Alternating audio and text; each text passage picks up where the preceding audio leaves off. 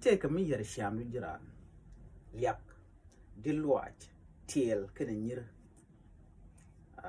sheng na man che tan le lom ko no ko netin content ke tiel kene tan nyir ga ne ko ken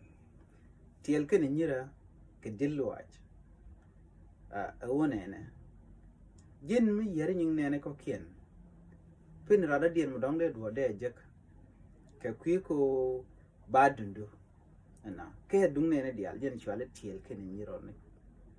ke dilwach ko wi kan dung rada dien mo de rada dien da do de jekten ana rammi chamni nyin kai set ke ko lang twat ramamo che gwan ti le ke che dilwach ko lade mi shalat jen ponde e dung de mi la diel ko le chamni je che de jo no jen e jin rami je ki jin dar tine ramilet ka kon war ci kon de cholo no dar rami shamni nyin ka e dan kon war ci kon de cholo no dar rami shamni nyin ne ni dial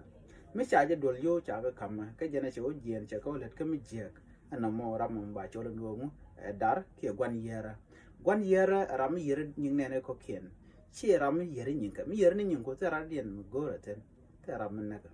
mala kon kula lar no kon na jeka kwang me mal de ko rat tele du no me bi mat ka bi o dal ne ko ken bi o goru braden bi o kwet ke braden bi o bi o nyi ran mo jen kwal chol no me de chiandu de ju jako braden bi o mo ka me je ke bi mo kere jen chol ga mon wona me de japal jen ta dan de jen ro ko ram go